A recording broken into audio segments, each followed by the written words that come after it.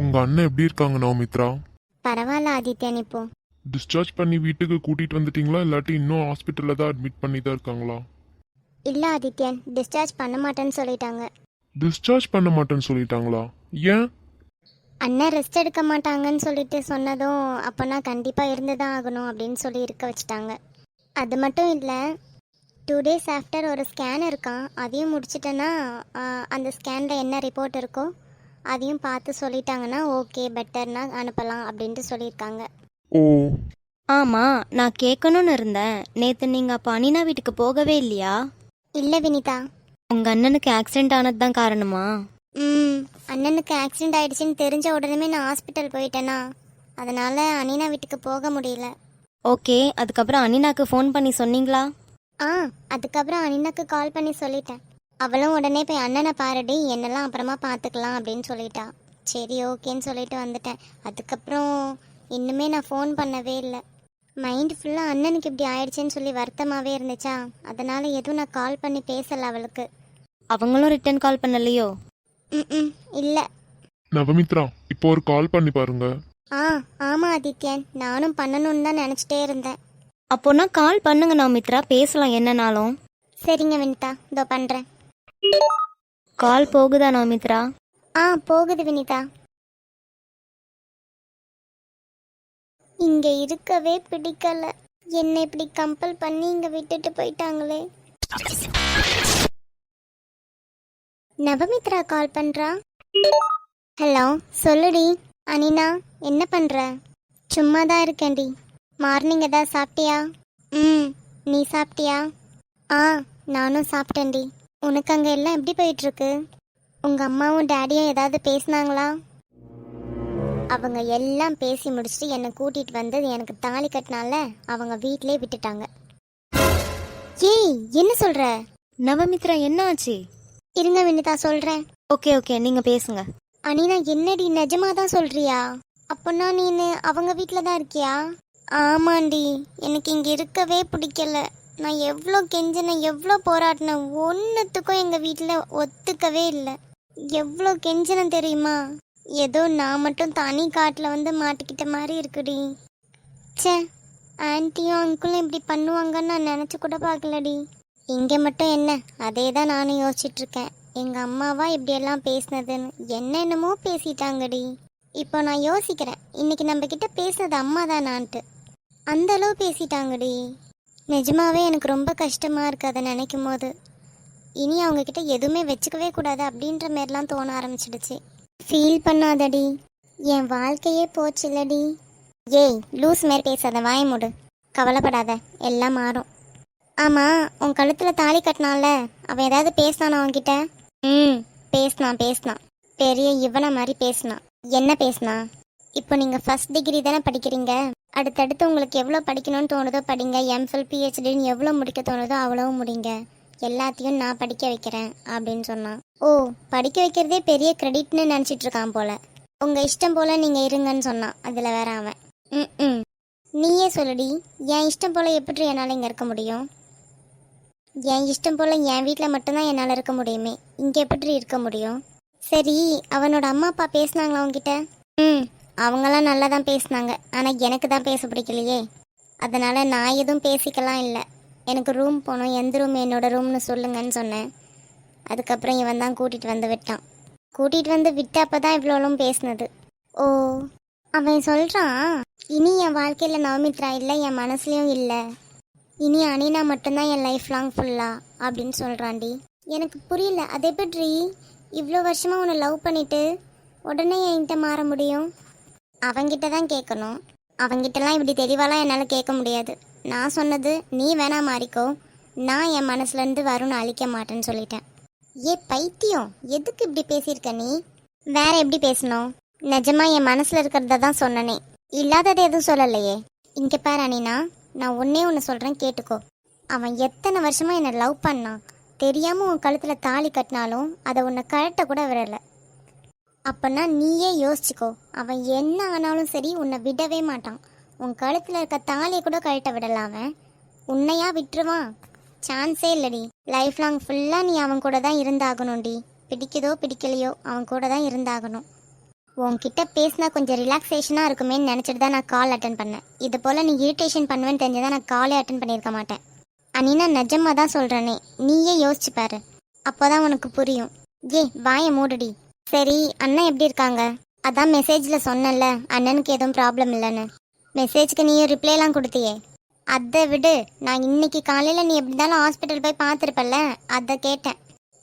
பரவாயில்லன்னு தான் சொன்னாங்களே. ஏன் நவமித்ரா, ஆதித்யனும் வினிதாவும் இதை பற்றி என்ன சொன்னாங்க? எதை பற்றி நீ கேட்குற? எனக்கு நடந்துச்சுல அன்னைக்கு கோவிலில் ஒரு கொடுமை, அதை பற்றி தான். அதில் அவங்க என்னடி சொல்கிறதுக்கு இருக்கு? அவங்களே வருத்த தான் பட்டாங்களே. இப்படியெல்லாம் கூட நடக்குமான்னு சொல்லி வினிதாவே ரொம்ப வருத்தப்பட்டாங்க. பாத்தியா, இப்போ வந்த பொண்ணு, அந்த பொண்ணுக்கே என் கஷ்டம் புரிஞ்சுது. சின்ன வயசுலேருந்து பெத்தெடுத்த எங்கள் அம்மா அப்பாவுக்கு புரியலையேடி. இல்லடி, நீ இப்போ சொன்னது ரொம்ப தப்பு.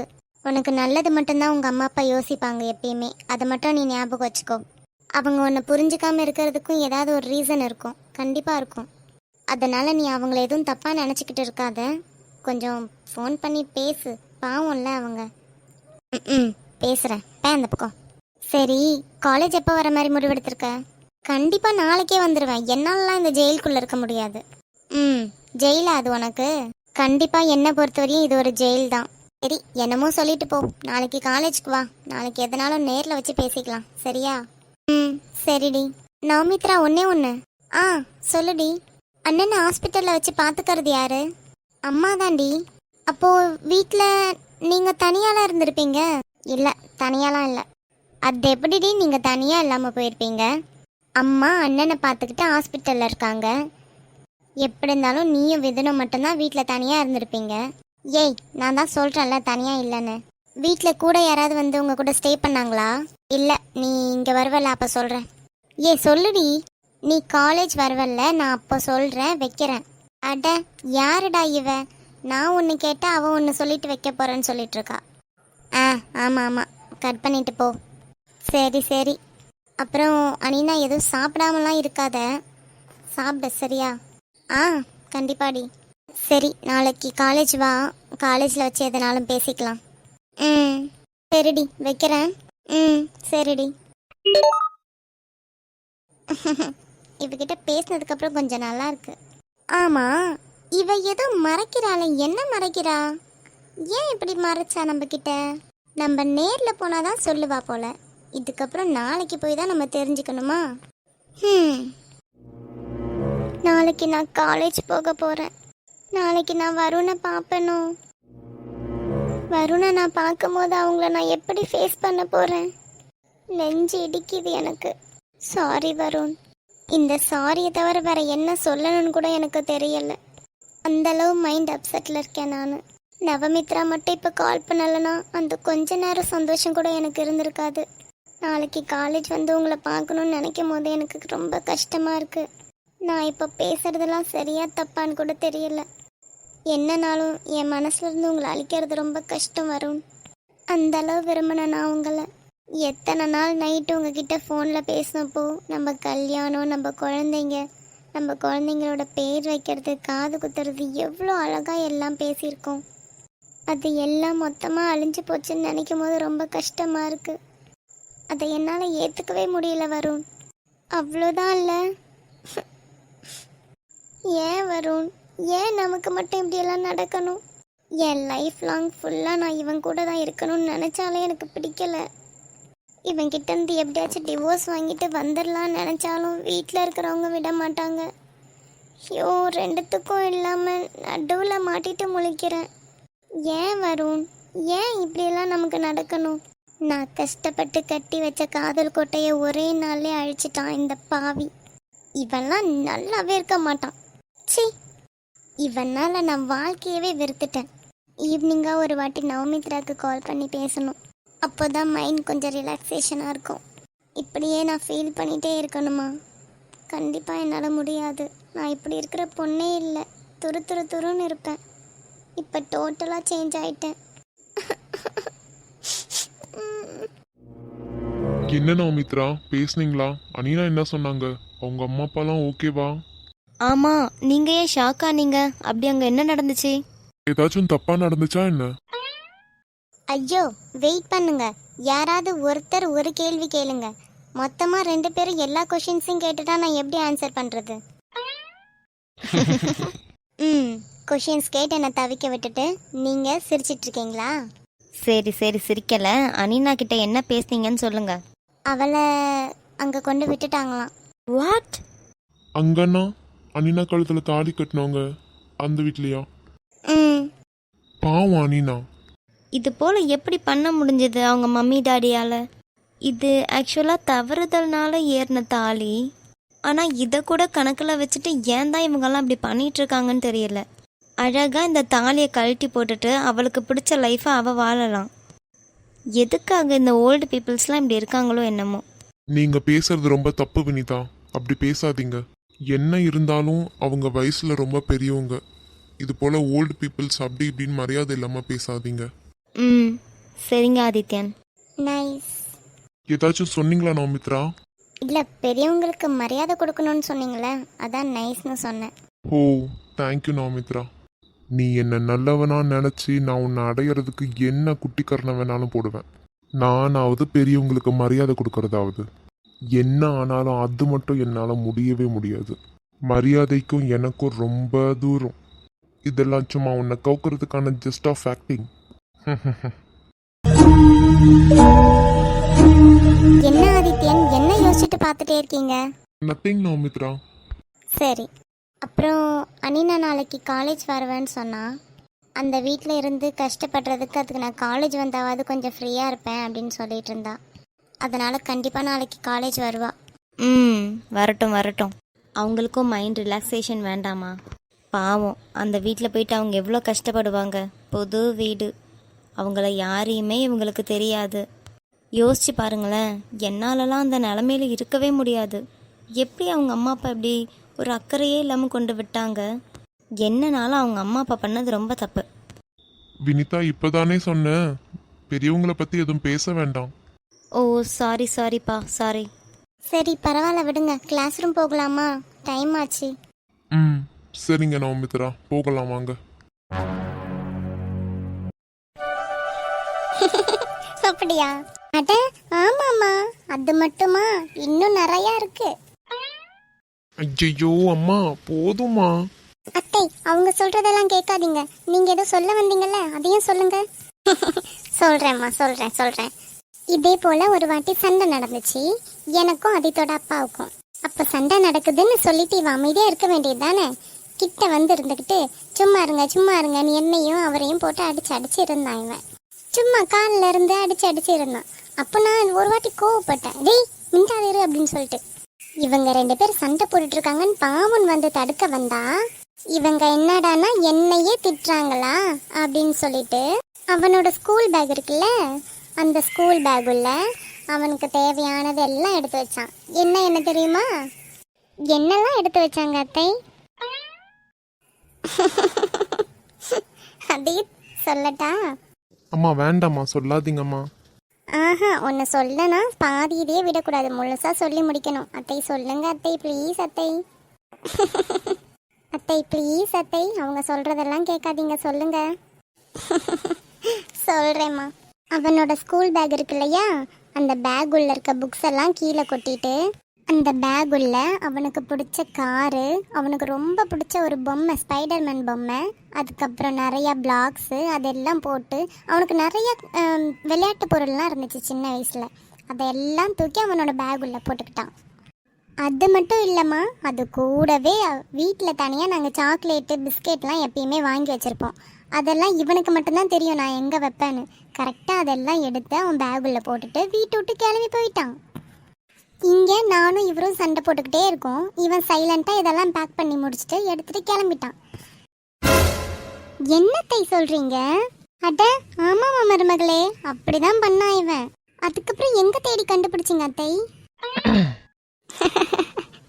அதுதான் பெரிய காமெடி. ஏன்?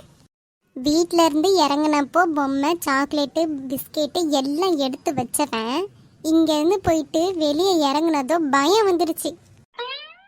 இறங்குனப்போ இருந்த தைரியம் வெளியே காலடி எடுத்து வச்சப்போ போயிடுச்சு.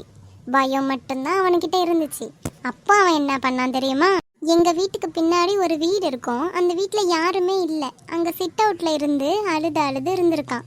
அப்போ யாரும் அழுற சவுண்டு கேட்டுட்டு இவங்க அப்பா தான் சொன்னாங்க, இந்த பக்கம் யாரும் அழுற மாதிரி இருக்குடி, வா போய் பார்ப்போன்னு. போய் பார்த்தா இவன் இருந்து பொம்மை பிஸ்கெட் எல்லாம் பக்கத்துல வச்சு தின்னுக்கிட்டு இருந்து அழுதுட்டு இருக்கான். என்ன பிஸ்கெட் சாப்பிட்டுட்டே அழுதுட்டு இருந்தாங்களா? ஆமாம்மா, அந்த பிஸ்கெட்டை ஒரு பக்கம் கையில் கடிச்சு கடிச்சு இருந்து தின்னுக்கிட்டு, ஒரு கையில் அவனுக்கு பிடிச்ச அந்த ஸ்பைடர்மேன் பொம்மையும் கட்டி பிடிச்சி வச்சுக்கிட்டு அப்படியே அழுது அழுது சாப்பிட்டுட்டு இருந்தான். பார்க்கவே பாவம் போல அழகா இருந்தான். அச்சோ. சிரிக்காத. அவ்வளோ சேட்டை பண்ணிருக்கீங்களா நீங்க? போடி. வாழு வாழு. அம்மா பாருங்கம்மா என்ன சொல்றான்னு. என் மருமக தானடா, சும்மா இரு. அவ என்ன சொன்னா என்ன? அது சரி, நீங்க 2 பேரும் ஒன்னா கூடிட்டீங்களா? அவ்வளோதான். இன்னைக்கே என் மொத்த மானமும் போனாலும் நான் வாயை மூடிட்டு அமைதியா இருக்கிறது தான் எனக்கு நல்லது. சிரிச்சுக்கோங்க சிரிச்சுக்கோங்க, 2 பேரும் நல்லா சிரிச்சுக்கோங்க. உங்களுக்கு நான் தான் டைம் பாஸ் இன்னைக்கு. பாவம் தலையில அடிபட்டு உட்காந்துட்டு இருக்கேன். எனக்கு ஆறுதல் சொல்வீங்கன்னு பார்த்தா என்ன இருந்து 2 பேரும் ஓட்டிக்கிட்டு இருக்கீங்களா? ஐயோ அப்பப்பா, சின்ன வயசுலயே எல்லா சேட்டையும் பண்ணிட்டு இப்ப ஏதோ நல்ல பிள்ளை மாதிரி ஆக்டிங் பண்ணிட்டு இருக்காரு. வாழு வாழு. போ, பேச மாட்டேன் இனி நான் உன்கிட்ட. ஐயோ கோச்சுக்கிட்டீங்களா? அத்தை, அவர் வேற கோச்சுக்கிட்டாரு. அவரோட பேக் இங்க ஏதாச்சும் இருக்கா? ஏமா, என்ன பேகு? அதான் அத்தை, சின்ன வயசுல ஒரு பேக் எடுத்துட்டு போனாங்கல்ல, அது போல ஏதாச்சும் இங்க ஒரு அவரோட பேக் இருக்கான்னு கேட்டேன். இல்லம்மா மருமகளே, அது போல பேக் எதுவும் இங்க இல்லையே. ஏண்டா? இல்ல அத்தை, ஒருவேளை கோச்சுக்கிட்டு அதே போல பொம்மை பிஸ்கெட்டு சாக்லேட் எல்லாம் எடுத்து வச்சுட்டு கிளம்பிட்டாங்கன்னா அதான் கேட்டேன். அத்தை சிரிக்காதீங்க அத்தை, அப்புறம் அவங்களுக்கு கோவம் வந்துச்சுன்னா எல்லாத்தையும் பேக் பண்ணிட்டு கிளம்பிடுவாங்க. கள்ளி கள்ளி. இல்லம்மா, அப்படி ஒன்றும் இல்லை இங்க. இப்போ ஏங்க, எதுவும் சட்டுன்னு களத்துல இறங்கி ஹாஸ்பிட்டலை விட்டு கிளம்பிடணும் அப்படின்னு முடிவு எதுவும் எடுத்துடாதீங்க. ஒரு பொருளுமே இங்கே இல்லை. பிஸ்கெட்டு சாக்லேட்டு பொம்மை எல்லாம் எப்படி இருந்தாலும் இப்போ வரைக்கும் உங்கள் வீட்டில் இருக்கும். வீட்டில் போயிட்டு வேணா எந்த முடிவு வேணாலும் எடுத்துக்கலாம். கொய்யால இருடி, அம்மா போகட்டும், அதுக்கப்புறம் உன்னை வச்சுக்கிறேன். அழகி. அப்புறம் அத்தை, வேற ஏதாச்சும் இருக்கா சொல்றதுக்கு? ஏன்டி என்ன பார்த்து கேட்குற? அங்க எங்க அம்மாவை பார்த்து கேளு போ. உங்களை பார்த்து கேட்டாதான் உங்களை கலாய்க்க முடியும். போடி கள்ளச்சி. இன்னுமே இருக்கு மருமகளே, சொல்றேன். என்னத்தை, இன்னும் இருக்கா? சொல்லுங்க சொல்லுங்க. ஆமாம்மா, இதே போல ஒன்று இருக்கு. என்ன இதே போலையா? அதேங்கப்பா, சிரிப்பு சத்தம் வெளியே வரையும் கேக்குது. என்ன ஒரே சத்தமா இருக்கீங்க? அம்மா வாங்க உள்ள. வா கண்மணி. இதோ அத்தையும் வந்தாச்சு, மொத்தமும் போச்சு. இதோ வரேன். மருமகனே எப்படி இருக்கீங்க? பரவாயில்லையா இப்போ கொஞ்சம்? நேத்தை விட இப்போ கொஞ்சம் பரவாயில்ல அத்தை. சரிம்மா, நல்லது. சரி, நீங்க 2 பேர் என்ன ஒரே கக்கப்புக்கான்னு ஒரே சிரிகள் சவுண்டா இருக்கு? அதுவாம்மா, நான் சொல்றேன். அத்தை. சொல்லுங்க மருமகனே. இல்ல அத்தை, மாமா கிளம்பிட்டாங்களா சூப்பர் மார்க்கெட்க்கு? அவங்க காலையிலே கிளம்பிட்டாங்கப்பா, எப்பயும் போல. பாவம், மாமா தனியா எல்லாம் பண்ணிட்டு இருப்பாங்கல்ல. கவி இப்பதான் போய் வேலைக்கு சேர்ந்தாலே. அவ சேர்றதுக்கு முன்னாடி வரைக்கும் அவங்க தனியாவே தான் வேலை பார்த்துட்டு இருந்தாங்க. எத்தனை வருஷமா அவங்க தனியா வேலை பார்த்துட்டு இருக்காங்க. அதனால அதை பத்தி நினைச்சு எதுவும் நீங்க வருத்தப்பட்டு இருக்காதீங்கப்பா. சரிங்க அத்தை. நீங்க சாப்பிட்டீங்களா அத்தை? இல்லப்பா, உங்க கூடயே இருந்து எல்லாரும் ஒன்னா சாப்பிடலாம்னு சொல்லிட்டு நான் எனக்கும் சேர்த்தே சோறு எடுத்துட்டு வந்துட்டேன். சரிங்க அத்தை, வாங்க அப்ப எல்லாரும் சாப்பிடலாம், எனக்கும் பசிக்குது. ஐயோ, என் மருமகனுக்கு பசி எடுத்துடுச்சு இருந்து சிரிச்சு கலாய்ச்சிட்டு இருக்காங்களா இவங்க? இரு. ஏய், என்னடி 2 பேரும் இருந்து என் மருமகனை இருந்து கலாய்ச்சிட்டு இருக்கீங்களா? ஆமா, உன் மருமகனை ரொம்ப கலாய்ச்சிட்டோம்.